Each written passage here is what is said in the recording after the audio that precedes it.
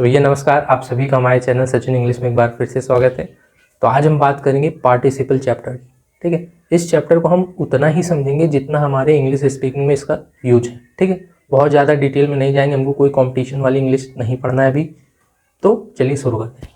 ठीक है, अब देखिए पार्टिसिपल का काम क्या होता है एक्चुअल में इंग्लिश में। ठीक है, देखिए ये वर्ब का ही फॉर्म होता है। ठीक है, एक होता है प्रेजेंट पार्टिसिपल, एक होता है पास्ट पार्टिसिपल, दोनों ही वर्ब के फॉर्म से बने हैं। ठीक, लेकिन इनका काम क्या होता है, ये एडजेक्टिव की तरह रोल करते हैं। दोनों वर्ब की थर्ड फॉर्म जो पास्ट पार्टिसिपल बनती है वो भी एडजेक्टिव की तरह काम करती है, और जो वर्ब की आईएनजी फॉर्म है वो प्रेजेंट पार्टिसिपल बनती है, वो भी एडजेक्टिव की तरह ही काम करती है। ठीक है, अब एडजेक्टिव जब ये बन रहा है, दोनों एडजेक्टिव बन रहे हैं, तो दोनों नाउन या प्रोनाउन को क्वालिफाई करेंगे, मतलब नाउन या प्रोनाउन की विशेषता बताएंगे।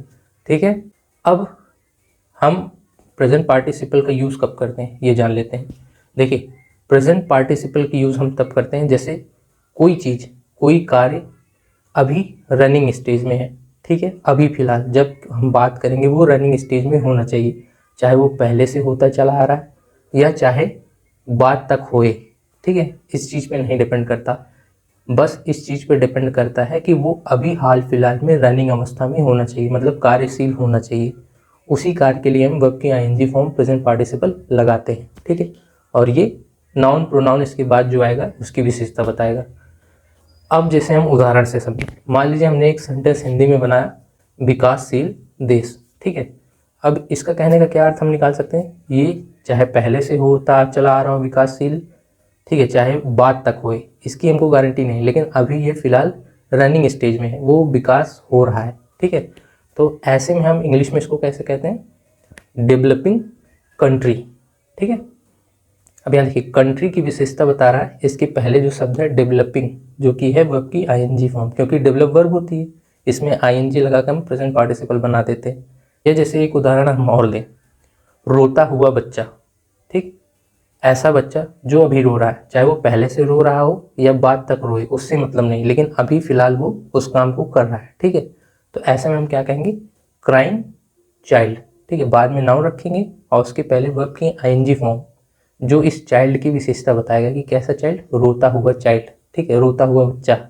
ठीक है, तो जो वर्ब की आईएनजी फॉर्म इस नाउन की विशेषता बता रहा है उसी को हम कहते हैं प्रेजेंट पार्टिसिपल, और ये काम क्या करता है, एडजेक्टिव।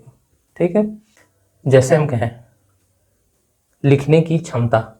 अब यहाँ देखिए कैसी क्षमता है, लिखने वाली क्षमता। ठीक है, तो अब यहाँ क्षमता की विशेषता बता रहा है जो लिखने वाली है। ठीक है, तो इसको हम इंग्लिश में कहेंगे राइटिंग स्किल्स। ठीक, अब यहाँ स्किल्स की विशेषता बता रहा है राइटिंग। ठीक है, स्किल्स नाउन है।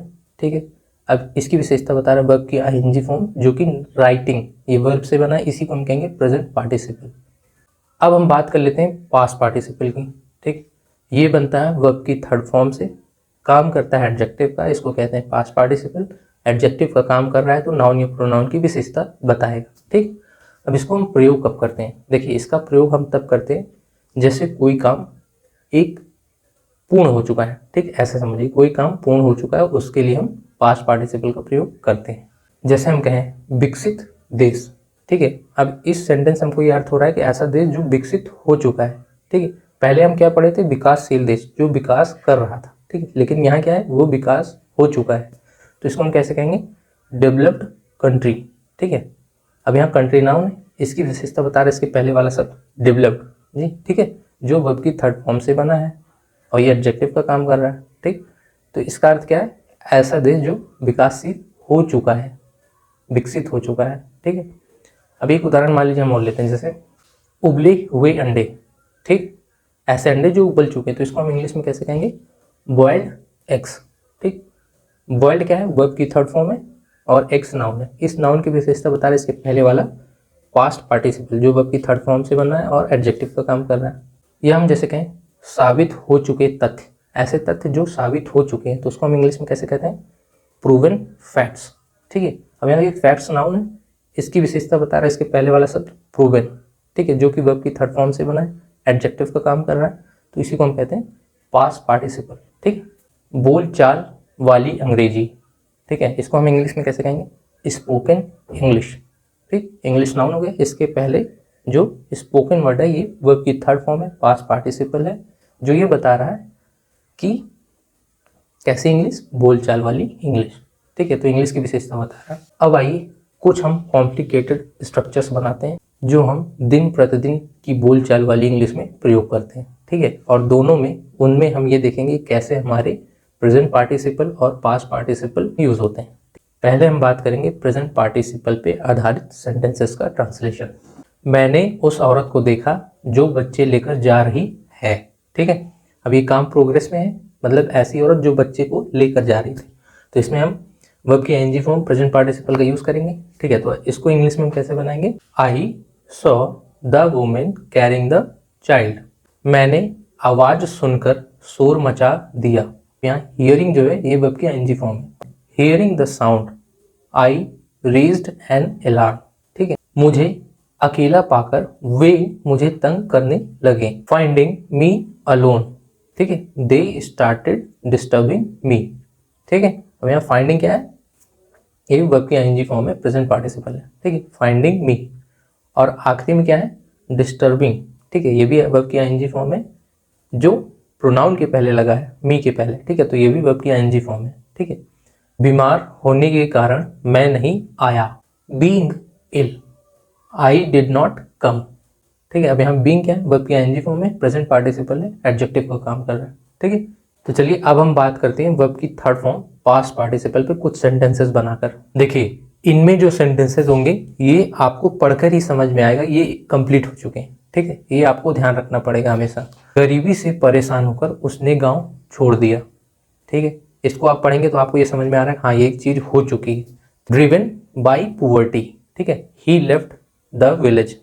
ठीक है, अब यहाँ ड्रिवन क्या है? वर्ब की थर्ड फॉर्म है, एडजेक्टिव का काम कर रहा है। ठीक है, तो इसी को हम कहेंगे पास्ट पार्टिसिपल। प्यार में अंधा होकर उसने अपने बूढ़े माता पिता को छोड़ दिया। ठीक है, इसमें भी कंप्लीशन का सेंस आ रहा है। ठीक है, लेकिन प्यार में अंधा होकर, इसको हमको यहाँ मेन काम है पास्ट पार्टिसिपल का, तो इसको हम कैसे लिखेंगे? Blinded in love. ठीक है, यहाँ पास्ट पार्टिसिपल ब्लाइंडेड है, blinded in love he left his old parents. एक ही तरह के बहाने सुनकर थक कर मैंने उसे नौकरी से निकाल दिया। Tired of hearing the same type of excuses I fired him. Fired का मतलब क्या होता है? नौकरी से निकालना। ठीक है, अब यहाँ जो शुरू में टायर्ड है ये है वर्ब की थर्ड फॉर्म पास्ट पार्टिसिपल। ठीक है, जिसका सेंस ये रहा है कि वो थक चुका है, हो चुका है वो काम। तो दोस्तों ऐसे और कॉन्सेप्चुअल वीडियोस के लिए हमारे चैनल को सब्सक्राइब करें, शेयर जरूर कर दीजिएगा, लाइक कर दीजिएगा। धन्यवाद।